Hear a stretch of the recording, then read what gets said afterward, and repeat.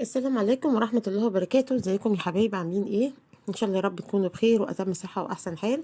رجعت لكم تاني بفيديو جديد، والفيديو بقى اللي معانا النهارده جبت لكم فيه وصفة كده، بس وصفة بجد يا بنات تحفة. تحفة جدا جدا. انا عن نفسي مجرباها ومجرباها كتير قوي قوي قوي، وعلشان انا جربتها وبصراحة يعني جابت معايا نتيجة حلوة قوي قوي، قلت ان انا ايه اصورها لكم. الوصفة بقى ايه؟ عبارة عن ايه؟ ماسك الخميرة مع الزبادي. طبعا ناس كتير جدا عارفين الماسك دوت ومجربينه، بس انا بقى تجربتي ليه بصراحة يعني كانت حلوة جدا، يعني لقيت فيه منه نتيجة حلوة قوي من اول استخدام، والله مش ببالغ بجد، من اول استخدام. الوصفة معانا ايه؟ عبارة عن ايه؟ ان احنا بناخد معلقة بس من علبة الزبادي. يعني لو جبتي علبة زبادي مثلا وجبتي خميرة، الخميرة اللي هي الفورية بتاعتنا العادية ديت، على فكرة ليها كتير قوي قوي مزايا كتير قوي، يعني بتستفيد منها البشرة. يعني ليها فوائد كتير قوي قوي للبشرة يعني.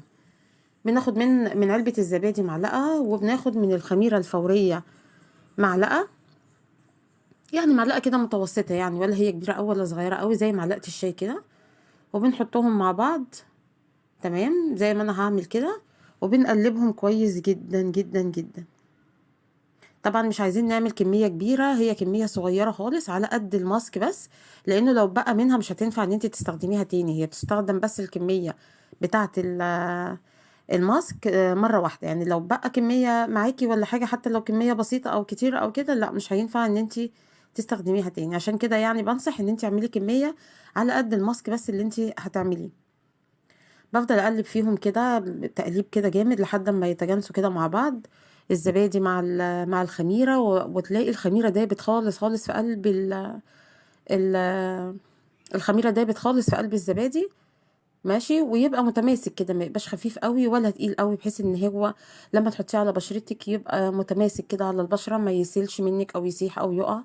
يبقى متماسك كده زي العجينه كده بس. ونقلبه كويس قوي قوي قوي قوي. وبعد كده يعني بعد ما نخلص خالص تقليب لحد ما نحس ان هو داب خالص والدنيا تمام، بتحس ان القوام بتاعه كويس، بنحطه على البشرة لمدة ربع ساعة، من ربع ساعة نص ساعة.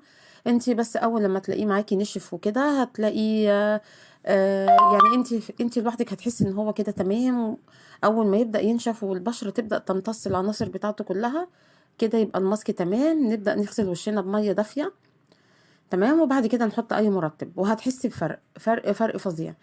الماسك ده بجد تحفة تحفة تحفة. بيخلي الخدود كده تبقى حلوة كده ومليانة، بيخلي الوش يبقى حلو كده وفيه نضارة كمان. بيرطب جامد، يعني بيدي للبشرة رطوبة جامدة كده، بتحسي ان انت بشرتك كده رطبة. وبيخلي بصراحة الخدود بتاعتك تتنفخ كده وتبقى حلوة وجميلة. بنستخدمه كل قد ايه؟ ممكن كل يوم، ممكن يوم ويوم. لو انت محتاجة نتيجة حلوة وسريعة ممكن تستخدميه يوميا لمدة اسبوع او بكتير قوي 10 ايام. بعد كده بتوقفي وتستخدميه مرتين في الاسبوع فقط. طبعا احنا كلنا بقى عارفين فوائد الخميرة عاملة ازاي. الخميرة بجد بجد من العناصر التحفة الجميلة جدا جدا جدا للبشرة. بجد بتدي نتائج حلوة قوي قوي، مغذية جدا، يعني من المواد والحاجات المغذية جدا جدا جدا للبشرة بصراحة. طبعا هي بتخش في ماسكات كتير جدا، وبتخش في حاجات كتير جدا جدا، بس طبعا الماسك ده بالذات بصراحة عزيز على قلبي.